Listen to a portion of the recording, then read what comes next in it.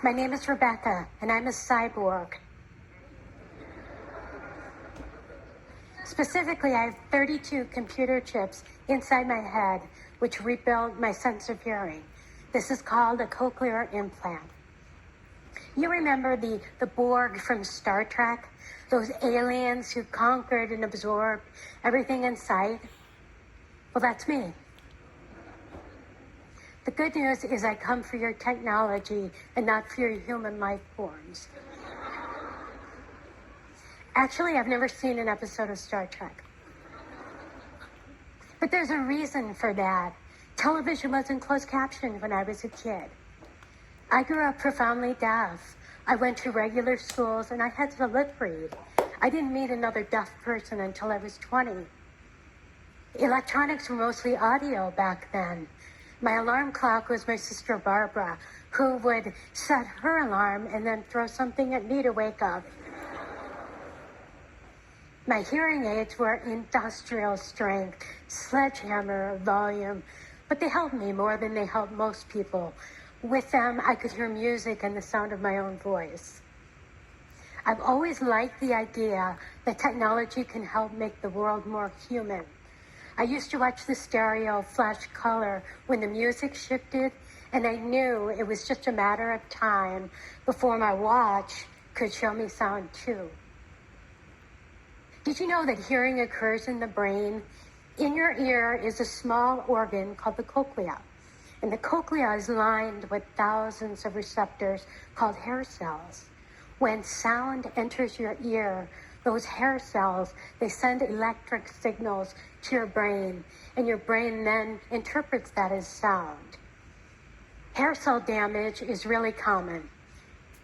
Noise exposure, ordinary aging, illness. My hair cells were damaged before I was even born. My mother was exposed to German measles when she was pregnant with me. About 5% of the world has significant hearing loss. By 2050, that's expected to double to over 900 million people, or 1 in 10. For seniors, it's already 1 out of 3. With a cochlear implant, computer chips do the job for the damaged hair cells. Imagine a box of 16 crayons. And those 16 crayons, in combination, have to make all of the colors in the universe. Same with the cochlear implant. I have 16 electrodes in each of my cochleas. Those 16 electrodes, in combination, send signals to my brain representing all of the sounds in the universe. I have electronics inside and outside of my head to make that happen, including small processor, magnets inside my skull, and a rechargeable power source. Radio waves transmit sound through the magnets.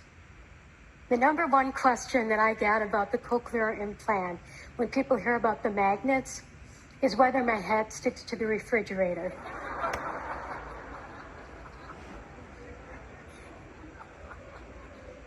No, it does not. Thank you. I know this because I tried. Hearing people assume that the deaf live in a perpetual state of wanting to hear because I can't imagine any other way. But I've never once wished to be hearing. I just wanted to be part of a community like me. I wanted everyone else to be deaf. I think that sense of belonging is what ultimately connects our stories, and mine felt incomplete. When cochlear implants first got going back in the 80s, the operation was Frankenstein monster scary. By 2001, the procedure had evolved considerably, but it still wiped out any natural hearing that you had. The success rate then for speech comprehension was low, maybe 50%. So if it didn't work, you couldn't go back. At that time, implants were also controversial in the deaf culture. Basically, it was considered the equivalent of changing the color of your skin. I held off for a while, but my hearing was going downhill fast, and hearing aids were no longer helping. So in 2003, I made the tough decision to have the cochlear implant. I just needed to stop that soul-sucking cycle of loss, regardless of whether the operation worked. And I really didn't think that it would. I saw it as one last box to check off before I made the transition to being completely deaf, which a part of me wanted. Complete silence is very addictive. Maybe you've spent time in a sensory deprivation tank and you know what I mean. Silence has mind-expanding capabilities. In silence, I see sound. When I watch a music video without sound, I can hear music. In the absence of sound, my brain fills in the gaps based on the movement I see. My mind is no longer competing with the distraction of sound. It's freed up to think more creatively. There are advantages to having bionic body parts as well. It's undeniably convenient to be able to hear, and I can turn it off anytime I want.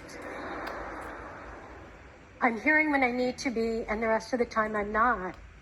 Bionic hearing doesn't age, although external parts sometimes need replacement.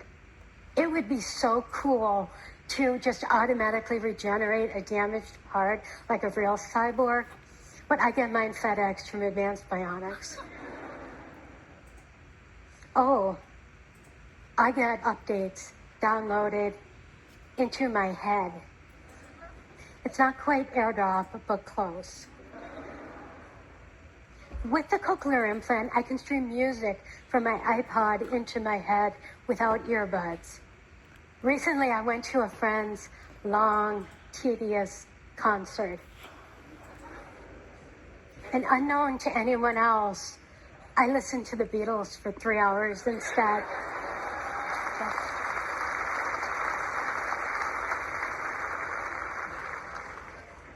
Technology has come so far, so fast. The biggest obstacle I face as a deaf person is no longer a physical barrier. It's the way that people respond to my deafness, the outdated way people respond to my deafness. Pity, patronization, even anger, because that just cancels out the human connection that technology achieves. I once had a travel roommate who had a complete temper tantrum because I didn't hear her knocking on the door when her key didn't work. If I hadn't been there, no problem, she could get another key. But when she saw that I was there, her anger boiled over. It was no longer about a key. It was about deafness not being a good enough reason for her inconvenience. Or the commercial about the deaf man whose neighborhood surprised him with sign language messages from people on the street. Everyone who sent me the video told me they cried. So I asked them, well, what if he wasn't deaf? What if his first language was Spanish and everyone learned Spanish instead? Would you have cried? And they all said no. They weren't crying because of the communication barrier. They were crying because the man was deaf. But I see it differently. What if the Borg showed up in that video and the Borg said, deafness is irrelevant? Because that's what they say, right? Everything's irrelevant. And then the Borg assimilated the deaf guy, not out of pity, not out of anger, but because he had a biological distinctiveness that the Borg wanted, including unique language capabilities. I would much rather see that commercial. Why does thinking about ability make people so uncomfortable?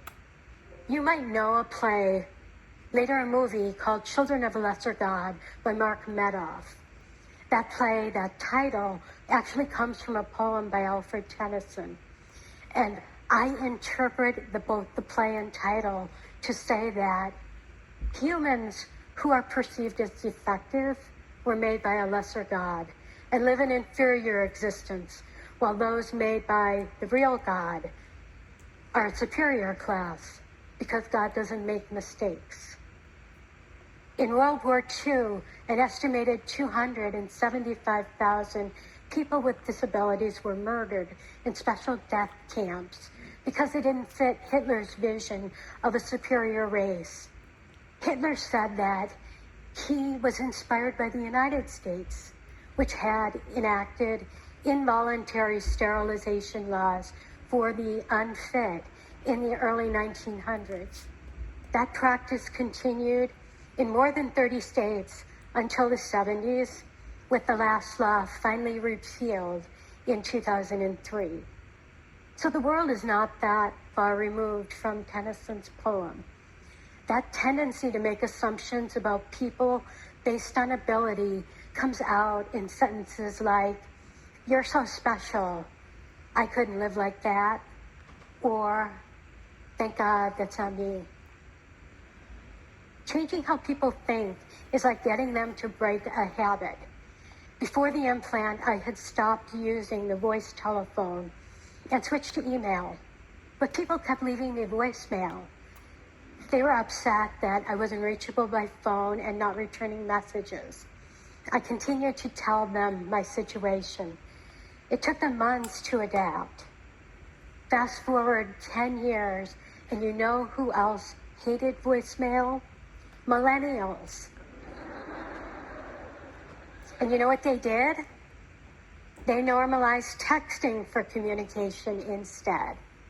Now, when it comes to ignoring voicemail, it no longer matters whether you're deaf or just self-absorbed.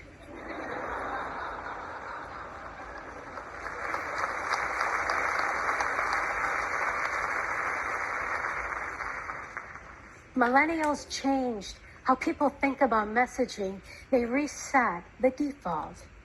Can I just tell you how much I love texting? Oh, and group texts. I have 6 siblings. They're all hearing, but I don't think any less of them. And we all text. Do you know how thrilling it is to have a visual means of communication that everyone else actually uses? So I am on a mission now. As a consumer of technology, I want visual options whenever there's audio. It doesn't matter whether I'm deaf or don't want to wake the baby.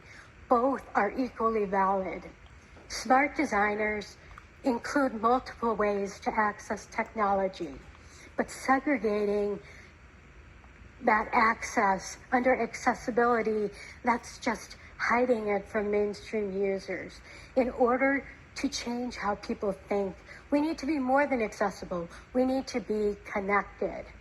Apple did this recently. On my iPhone, it automatically displays a visual transcript of my voicemail right next to the audio button. I couldn't turn it off even if I wanted to. You know what else? Netflix, Hulu, Amazon Prime no longer say closed caption for the hearing impaired. They say subtitles on or off, with a list of languages underneath, including English. Technology has come so far. Our mindset just needs to catch up. Resistance is futile. You have been assimilated. Thank you.